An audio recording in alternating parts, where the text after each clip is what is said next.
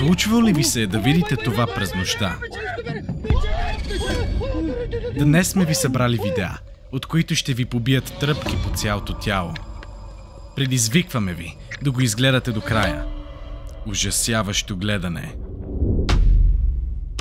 Представете си, че се прибирате късно вечерта с колега и главният път, през който трябва да минете, е затворен и се налага да заобиколите през черен път.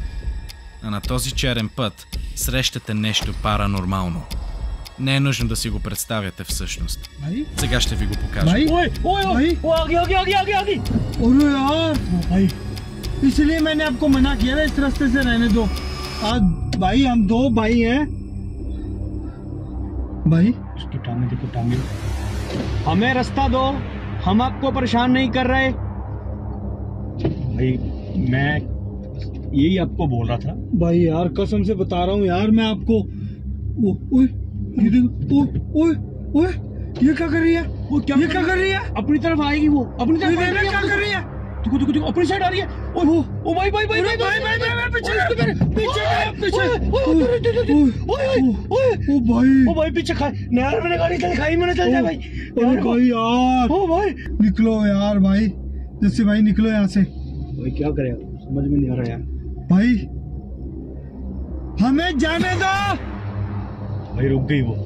अरे यार, ओ भाई भाई कहाँ गई? भाई उस दिन तरह फिर गायब हो गई यार ये तो। Вижда се жена или някакво същество, което върви по много странен начин. Нещото забелязва момчетата зад тях и започва да върви в тяхна посока. Те нямат друг избор, освен да дадат назад. За щастие се измъкват, но спомена ще ги преследва до края на животите им. Крадец. Видеото е заснето от охранителна камера в дом и записа е бил проверен, след като момчето забелязало, че започват да му липсват дрехи. Погрей дрожки хочеш? Погрей дрожки хочеш? Някаква сила издърпва от торбата дреха и я прибира в дрешника. Такава случка не бяхме виждали досега. Съществото. Видеото, което ще покажем, е доста кратко, но е ужасяващо.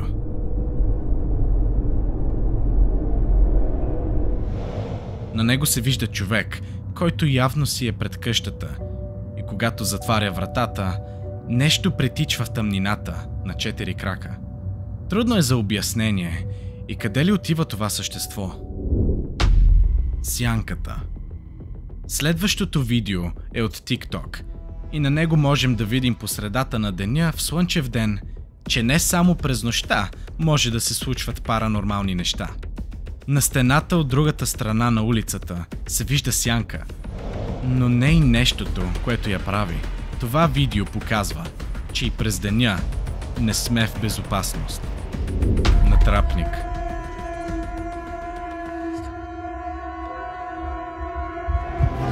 Стреснахте ли се? Това беше малък опит да ви събудим, ако случайно не сте се оплашили досега. Нов приятел. Видеото е от TikTok и на него са баща, син и неговия приятел.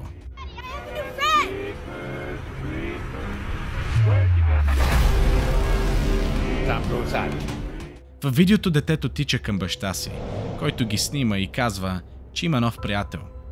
В далечината можем да видим висока черна фигура и когато камерата поглежда към нея, тя започва да маха. Не знаем дали това ще е новия приятел на момчето, но със сигурност ще е нашия придружител в кошмарите. Джин. Видеото е заснето в изоставена сграда, в която се смята, че има зла сила, която дебне из тъмнините й.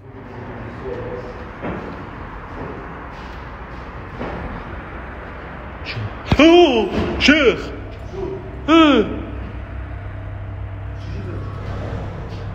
Още в началото можем за много кратко време да видим глава, която ги дебне. Човекът с камерата се стряска, но и ние на негово място щяхме да се стреснем. Дебненето не приключва до тук.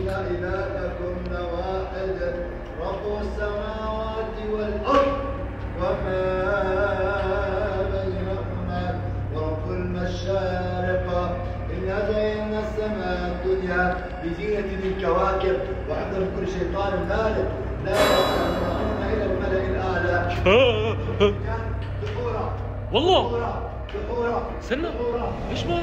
Този път много по-ясно може да се види главата на създанието, което ги дебне.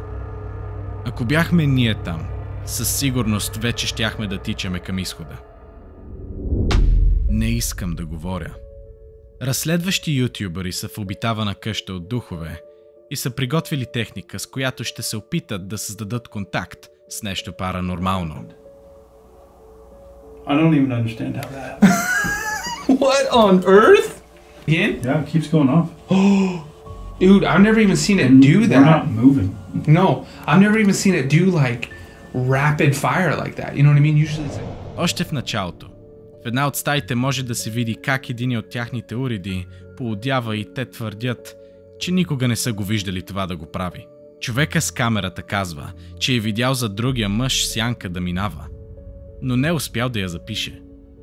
Те изваждат топка, чрез която могат да комуникират с паранормалното и я поставят на стол. On camera that I checked it and put it back. It was legit sitting right here. How the hell does it end up over there? Face full of spiderweb. That's terrifying. Good. Yeah, definitely gotta watch that. Oh, getting red. What the? Dude, it's a 8-ball. Dude, this is going to red. Докато отиват на долния етаж от сградата, топката бива хвърлена по тях, а уреда им за измерване на паранормалното бие в червеното. Какво смятате, че се е случило? Споделете в коментарите. Ние също направихме подобно видео, ако искате да го видите. Там много интересни неща се случиха. И нашия уред биеше в червеното. Нов страх. Следващото видео не е нещо паранормално, но от него ще ви обхване параноя. Тази пчела влезе в сламката и нищо не подозиращ човек може да отпие от нея и да я вкара в устата си. След това видео мислим да не използваме повече сламки. Ковчег. Самостоятелен разследвач на паранормални събития се намира в изоставена сграда. Но дали е?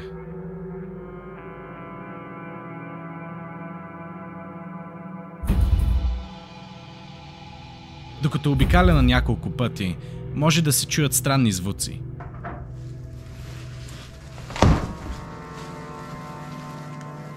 Кто здесь? Но зловещото още не е дошло. В една от стаите той намира това. Ковчег в къща.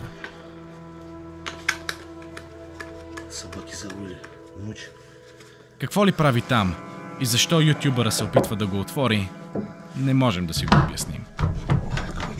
Либо заколоченный, не знаю, как его откроешь. Болницата. Видеото е заснето в изоставена болница през нощта. Father! What's up?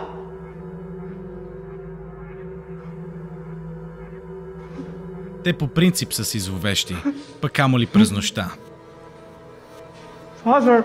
What's up? Първото нещо, което се случва, е, че чува глас, идващ отзад него, и не може да прецени от какво е. След това, паранормалните събития продължават.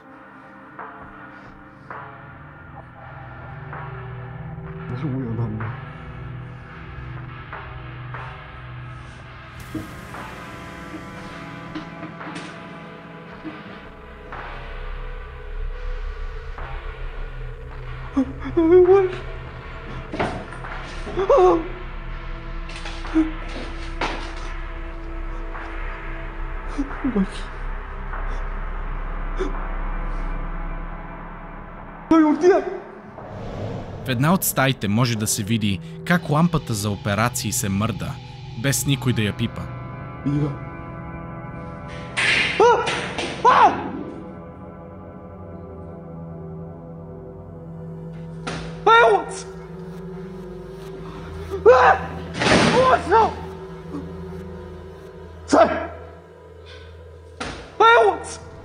В края края на коридора, зад вратата може да се види глава, която дебна ютубъра. Прекалено много неща се случват в тази болница, които са трудни за обяснение. Поздравления! Вие успяхте. Опитайте се да изгледате някой от другите ни видеа.